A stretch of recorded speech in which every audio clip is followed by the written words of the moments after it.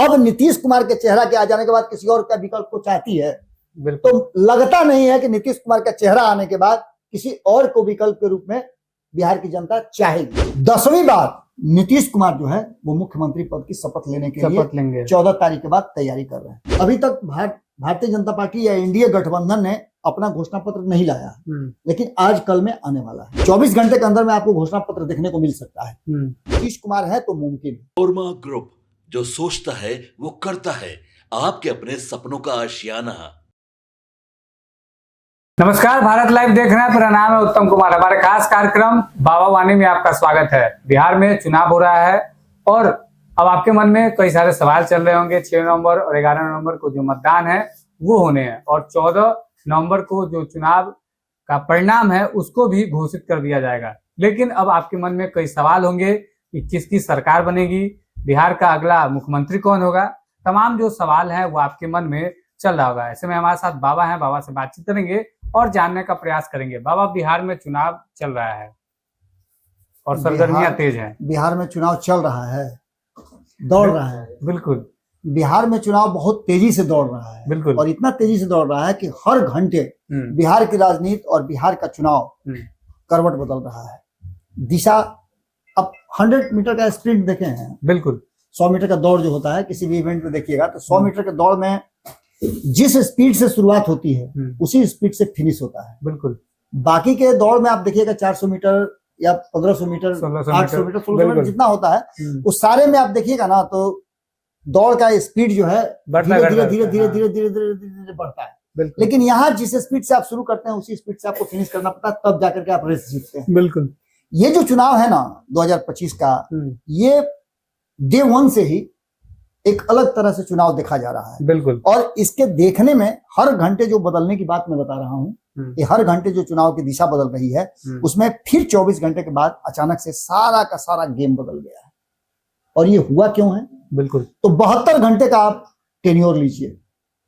28 तारीख का डेट याद कीजिए। 28 तारीख को शाम नहीं, मैंने पूर्वाह्न में कहिए 1 बजे के बाद अचानक से एक बैठक की घोषणा हुई थी, प्रेस कॉन्फ्रेंस की, और उस घोषणा के साथ ही ये तय हो गया था कि कुछ बड़ा होने वाला है। बिल्कुल, महागठबंधन ने घोषणा पत्र भी जारी कर दिया जिसको कि आप बिहार के तेजस्वी पत्र कहा जा रहा है, प्रण कहा जा रहा है, जिसको लेकर के खूब चर्चाएं पिछले 72 घंटे से चल रही हैं।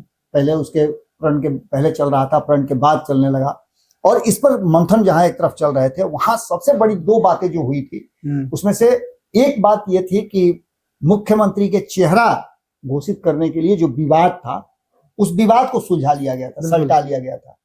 और इसके सलटाने के साथ साथ घोषणा भी कर दी गई कि अगर हमारी सरकार बनती है तो बिहार की जनता ये जान ले कि तेजस्वी होंगे मुख्यमंत्री। बिल्कुल, और उनके साथ साथ लटकन में उप मुख्यमंत्री का भी नाम घोषित हो गया। बिल्कुल, और उप मुख्यमंत्री मुकेश सहनी होंगे। लेकिन ये आधी बात थी। बिल्कुल, लेकिन इस आधी बात ने एनडीए गठबंधन का जो हिडन एजेंडा था उसको अचानक से मजबूर किया कि ताला, जैसे आपके पॉकेट में पैसा हो, खर्च हो जाए तो बक्सा में हाथ लगाना पड़ेगा ना। बिल्कुल, तो वही बक्सा में रखा हुआ जो पैसा था, जो एजेंडा था, तिजोरी में से निकालना पड़ा। और वो एजेंडा था कि जब चुनाव के अंतिम समय में, जिस दिन अंतिम चुनाव प्रचार 4 तारीख को होगा पहले राउंड का, उस दिन ये घोषणा किया जाएगा कि उस समय बूम होगा। क्योंकि हम तो पहले से जानते थे, हमारी बात संपादक नमन मिश्रा जी से हुई थी, मैंने उनके साथ एपिसोड भी किया है जिसमें जो मैं आगे कहने जा रहा हूं उन सब बातों पे मैंने उनसे चर्चा भी किया था। और हम लोग पहले से डिटरमाइंड थे। हम लोग पिछले कई महीनों से ये बात जान रहे थे कि अंत में ये सारी चीजें धरातल पर आएंगी। क्योंकि नीतीश जितना सहज दिख रहे हैं उससे साफ लग रहा है कि नीतीश कुमार के मन मुताबिक ही सारी चीजें हो रही हैं। बिल्कुल, चाहे वो बराबर पर सीटें लेना हो, बड़े भाई छोटे भाई का जो एक था वो खत्म कर देना हो, ये सब कुछ नीतीश कुमार के मर्जी से हो रहा है। नीतीश कुमार मंच पे जब जा रहे हैं तो इतना कंफर्टेबल रह रहे हैं कि वो भी देख करके लग रहा है कि सब कुछ ठीक है। बिल्कुल, लेकिन अचानक से एक दुष्प्रचार जो कि एनडीए गठबंधन को इतना सब कुछ करने के बाद, जिसमें आपने देखा कि महिलाओं को 10,000 रुपए दिया गया, बिल्कुल, बिजली फ्री कर दी गई, युवाओं को 1000 रुपये दिया गया, 400 को 1100 किया गया, ये सब कुछ चल रहा था। ये सारी चीजें चल रही थी। 1 करोड़ नौकरी का भी 5 साल में वादा किया गया। लेकिन सबसे बड़ी बात थी कि आखिरकार क्या भारतीय जनता पार्टी नीतीश कुमार के साथ महाराष्ट्र वाला खेल करेगी, कहीं और वाला खेल करेगी? क्या नीतीश कुमार को घोषित जबरदस्ती, मतलब उनको अचेत घोषित किया जा रहा है? विपक्ष बार बार ये घोषित कर रहा था, ये बताने की कोशिश कर रहा था कि नीतीश कुमार अक्षम हो गए हैं और भारतीय जनता पार्टी अब उनसे सत्ता छीन लेगी। बिल्कुल। ये प्रचार 2020 में भी 22 में भी किया गया था, जिसका कि रिएक्शन देखने को मिला था। लेकिन नीतीश कुमार समझ गए थे कि ये सिर्फ दुष्प्रचार मात्र है, इसमें है कुछ नहीं। और इसके टारगेट में जद में आ रहे थे सबसे जो हार्डकोर नेता कहे जाते हैं भारतीय जनता पार्टी के, अमित शाह। नीतीश कुमार और अमित शाह के बीच में एक बड़ा अंतर पैदा करने की कोशिश की जा रही थी, जबकि इस अंतर को मैंने तभी समाप्त करने की बात कही थी कि यह अंतर है ही नहीं, जब आपने देखा होगा कि पुनौरा धाम में अमित शाह और नीतीश कुमार दोनों जब माता सीता के मंदिर निर्माण का जो फाउंडेशन स्टोन रख रहे थे, जिसके लिए कई लोगों को, बिहार के कई लोगों को धन्यवाद देना होगा। बिल्कुल। जिसमें रणवीर नंदन की बहुत बड़ी भूमिका थी, जो धार्मिक न्यास बोर्ड के अध्यक्ष हैं। उन्होंने सारा अरेंजमेंट किया था और सारा अरेंजमेंट करने के बाद नीतीश कुमार और अमित शाह जब एक साथ बैठे, वहीं बगल में उनके सम्राट चौधरी भी बैठे हुए थे, तो ये बातें क्लियर हो गई थी कि कहीं कोई दिक्कत नहीं है, कोई कॉन्फ्लिक्ट नहीं है। और नीतीश कुमार को आज भी उसी सम्मान के साथ इस गठबंधन का मुखिया माना जाता है। ये बातें बार बार ये अमित शाह भी कह रहे थे। बिल्कुल। नमन जी ने जब दिल्ली में एक कार्यक्रम हो रहा था जिसमें पत्रकारों को बुलाया गया था, अमित शाह से जानना चाह रहे थे कि 11 साल में जो हमने किया उसके बिहार पर क्या इंपैक्ट पड़ेंगे, हम चुनाव में उतरेंगे तो उससे पहले क्या इंपैक्ट पड़ेंगे। कई पत्रकारों को बुलाया गया था, बिहार से जुड़े हुए पत्रकारों को, जो सोशल चैनल्स चलाते हैं, खबरें करते हैं सोशल साइट्स पे, उन सभी लोगों को बुलाया गया था, जिसमें नमन जी ने कई सवाल भी पूछे और सवालों का जवाब भी अमित शाह ने दिया था। जिसमें एक सवाल यह भी था कि अब बार बार मुख्यमंत्री की बात होती है, क्या बिहार में आप मुख्यमंत्री बदलेंगे? क्योंकि जो चल रहा है आपका आंकड़ा अदर स्टेट में, जिसमें आप बिहार में मुख्यमंत्री का चेहरा बदलने की स्थिति आ गई है, तो क्या आप मुख्यमंत्री का चेहरा बदल करके क्या वहां दलित को बैठाएंगे या फिर अति पिछड़ा को बैठाएंगे, या पिछड़ा को बैठाएंगे, क्या करेंगे आप? बिल्कुल। इस बात को, या सवर्ण को बैठाएंगे? तो इस पर उनका जवाब था कि मैं आपसे पूछकर थोड़े बैठाऊंगा, दिल्ली जब मैं बिहार आऊंगा चुनाव प्रचार में तो आपको जवाब दूंगा। और उसका जवाब उन्होंने दिया भी, दे दिया। बिल्कुल। एक तरफ जहां इस दुष्प्रचार की बात की जा रही थी तो ये भारी पड़ने लगा था, क्योंकि अगर तेजस्वी यादव मुख्यमंत्री का चेहरा है तो उनके बराबर वाला चेहरा कौन है? बिल्कुल। क्या सम्राट चौधरी होंगे? क्योंकि प्रचार तो यही किया जा रहा था कि भारतीय जनता पार्टी मुख्यमंत्री का चेहरा बदलेगी।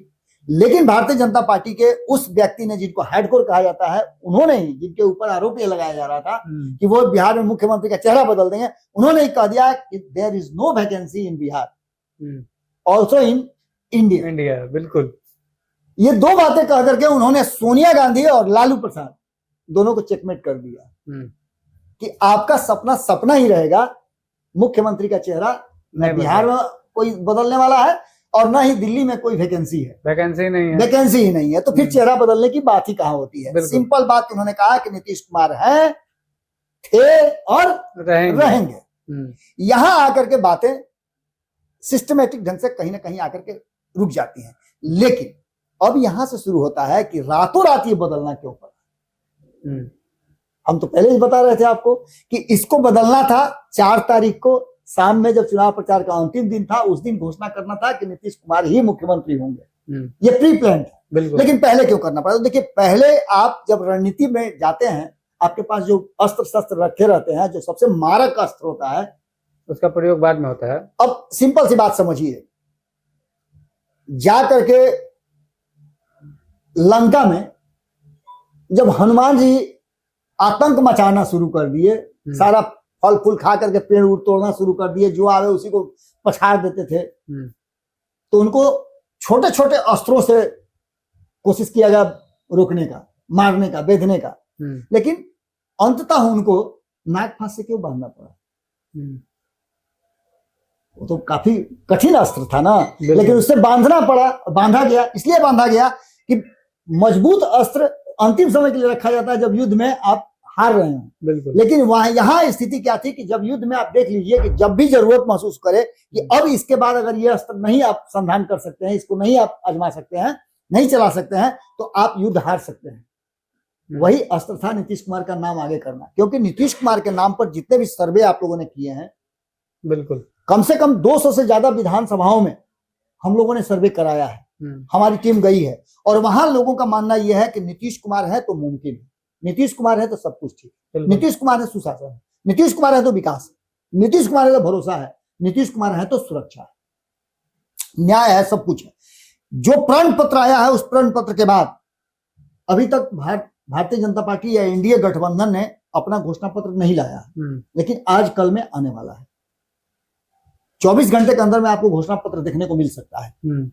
इस घोषणा पत्र में वो सारी बातें जो इंडिया गठबंधन ने किया है, उसके 90% से ज्यादा काम तो ऑलरेडी नीतीश कुमार कर चुके हैं। बिल्कुल, कुछ ऐसे भी काम है जिसको लेकर के अब सवाल खड़े हो रहे हैं। लेकिन एनडीए में 2 ही बातें जो अमित शाह ने कही कि एनडीए गठबंधन में नीतीश कुमार और नरेंद्र मोदी काम करते हैं, फालतू का बात नहीं करते हैं, बिल्कुल विकास करते हैं, किसी तरह का भ्रष्टाचार और विनाश की बात नहीं करते हैं। लेकिन अब तक की जो सरकारें रही हैं बिहार में या फिर दिल्ली में जो सरकारें हुआ करती थी, उन सरकारों ने क्या किया है ये जनता फैसला करती है। और यही कारण है कि तीसरी बार नरेंद्र मोदी दिल्ली में और 10वीं बार नीतीश कुमार जो है वो मुख्यमंत्री पद की शपथ लेने के लिए 14 तारीख के बाद तैयारी कर रहे हैं। दोनों खेमे में ये बातें जम करके चल रही है। सबसे बड़ी बात यह है कि जो स्ट्रेटजी बदली है और अचानक से नीतीश कुमार का नाम मुख्यमंत्री के रूप में सामने रखा गया है, उसके तो साफ साफ असर दिखाई देंगे, क्योंकि अब ये स्पष्ट हो गया है कि नीतीश कुमार बिहार का खेवनहार कौन होगा। जनसुराज की बात कीजिए तो जनसुराज में प्रशांत किशोर ने कह दिया कि वो मुख्यमंत्री बनना नहीं चाहते हैं, और उनकी स्थिति भी नहीं लग रही है कि वो उस जगह पर पहुंच पाएंगे जिससे कि 122 सीटें उनको मिल जाएंगी। उन्होंने यहां तक कहा है कि 121 सीट भी आएगा तो वो सरकार नहीं बनाएंगे। तो दूर दूर तक हमारे सर्वे में तो कहीं नहीं नजर आ रहा है, ना किसी सर्वे में आया है कि वो 122 को सीट लेके आ रहे हैं। तो एक तो ऑप्शन पहले ही खत्म हो गया। बिल्कुल, इंडिया गठबंधन ये दावा कर रहा है और दावा करना भी चाहिए, क्योंकि 121 सीटों पर पहले ही चरण में 127 उम्मीदवार लड़ा रहे हैं। तो इससे बड़ा क्या हो सकता है कि उनको इतनी व्यग्रता है कि वो 121 सीट पर 127 उम्मीदवार लड़ा रहे हैं कि ये तो नहीं तो वो जीत जाएगा ना। तो ये कहा जा सकता है कि वो सोच सकते हैं कि हाँ भाई हम सरकार बनाने की स्थिति में, और वो सोच भी रहे हैं। तो ऐसी स्थिति में एक तो मुख्यमंत्री के दावेदार आ गए, तो क्या बिहार की जनता उनको मुख्यमंत्री देखना चाहती है? उनके 15 साल के शासन, उनके बीच बीच में जो नीतीश कुमार के साथ आकर के शासन में आया है, उस समय के जो डाटा है उसको कलेक्ट करने के बाद क्या उनको बिहार की जनता मुख्यमंत्री बनाना चाहती है, देखना चाहती है? एक सवाल ये है। और दूसरा सवाल कि क्या अब नीतीश कुमार के चेहरा के आ जाने के बाद किसी और का विकल्प को चाहती है? तो लगता नहीं है कि नीतीश कुमार का चेहरा आने के बाद किसी और को विकल्प के रूप में बिहार की जनता चाहेगी। बिल्कुल, नीतीश कुमार ने जो पिछले 2-3 महीनों में काम किया, पिछले 20 साल से तो कर ही रहे हैं, पिछले 2-3 महीनों में जो उन्होंने किया है, आप अक्सर देखिएगा कि मैच पूरा खत्म हो जाता है 20 ओवर का 2020, टीम हारते हारते हारते हारते अंतिम ओवर में अगर 20 रन बनाना हो और 4 बॉल खाने के बाद, 3 बॉल खाने के बाद अगर तीसरा बॉल नो बॉल हो गया और उस पर छक्का मार दिया, तो वो याद रखा जाता है। जिसने अंतिम ओवर में 20 रन बना करके मैच जिताया उसको याद रखा जाता है, न कि जो पीछे से आकर के 50 रन और 60 रन 70 रन बना करके दिया उसको याद रखा जाता है। बिल्कुल, अंतिम ओवर में नीतीश कुमार ने 2025 के चुनाव का मैच सेट कर दिया है, और इसके बाद बिहार की जनता को फैसला करना है कि वो क्या करेंगे।